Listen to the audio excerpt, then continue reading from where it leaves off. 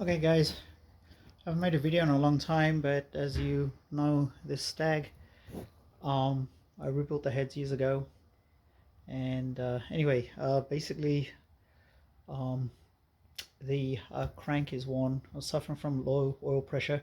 It's been off the road for almost a year, and I said I've got to get to it. And so today in the US, it's Thanksgiving Day, and my son's here from college, and so we said, okay, let's do the prep work, which I had done earlier. I'd actually done the prep work some time back, but it was just time to get it out. So let me walk through some steps if you are in USA. I do have a 8-foot ceiling, and that was one of the biggest concerns I had with getting this engine out of this garage, and that was putting me off as one unit. Was it easy? It wasn't too difficult, but I did, screw up a little bit of a pipe on one of the power steerings, but on the whole, it came out okay. Let me explain what I did and what people have been saying to do is raise the back of the car. As you can see, it's on axle stands. Let me just go from here and lower the front. Obviously, with the engine in there, the front is a lot lower, but the front of the car does raise. The way I did it was I undid the engine mounts and undid the bolts to the engine mounts. They were still attached, and then slowly I went under the transmission and put a jack underneath the overdrive that I have, and undid the bolts and dropped that slowly. Now here's the biggest thing that you struggle with, is that between the bulkhead and the cylinder head, you don't have much room to play with. So it seems easy, but it really isn't. You got to wiggle it around a bit, but I was able to tinker it with it. Another thing I have, which has helped, I saw this, somebody else had this set up, was a bar to basically, if you put this, because I knew I had a height issue, I didn't want to have long chains going to the hoist that I have. I have a 2-ton hoist and a level bar, and I tried to make sure all the chains and everything was as short as possible because of the height. This level bar definitely helped a lot, and I would definitely recommend getting one.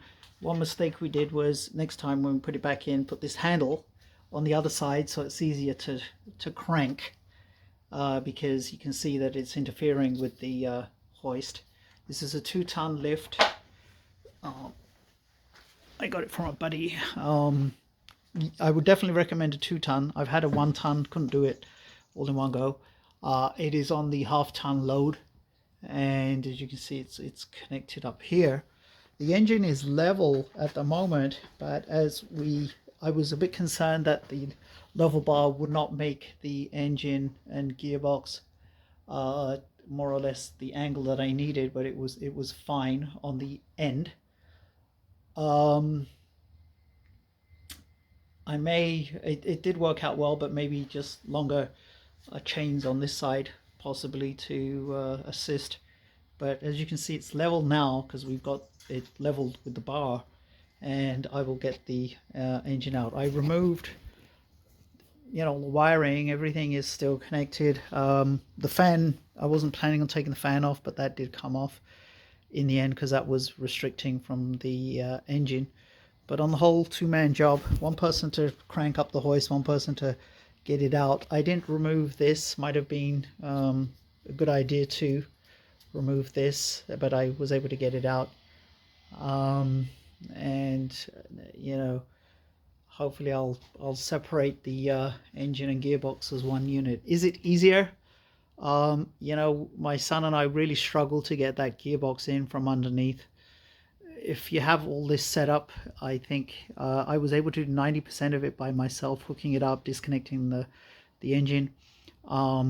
I just needed his help when I was edging it out, and it went in pretty smoothly. And again, the biggest issue I was concerned about was the height of the garage, and it worked out pretty well. This engine went in back in 2020. You can see it's already leaking. Hasn't really, I have never been able to get this one to seal up properly. I'm hoping I can try and use different O-rings. I did make this mistake when I rebuilt the overdrive and gearbox, and I remember that I didn't actually, some of these holes are not blind, and I'll have to, I will take these off and plug them when I rebuild this. This overdrive came out of a dolomite. I had actually pulled it out and rebuilt it. Well, it was pretty okay, just reassembled it. I will have a question about the angle drive. Does the angle drive go through this, or does it come out here? I have a left-hand drive Stag, so it went all over the place, but maybe the angle drive goes straight down through this gap. I don't know. We'll have to wait and see. Everything else is, I left everything on the car. And now, the strip down will begin in the next few days or few weeks. But as I said, this one, the crank needs to be hardened and reground, and hopefully 2025 the car will go back in the garage. I rebuilt the cylinder heads years ago. It's upset that they do rattle. These are using ARP bolts. They're that you can purchase in USA. Would you believe I'm still using original Champion spark plugs? Seem to be healthy enough. And what else is there? This is a Mark 1 heater. I think I'm gonna go and compare the viscous coupling with all the ones I have, and there's some crap here. Is this meaning there's a little leak here? I don't know what's going on there, but we'll see. I have a high-powered starter motor on this one. Works pretty well. I haven't had any issues with this one. The only concern I have is if you look, the supply is right here. You have to be super careful that you don't touch the body of the car.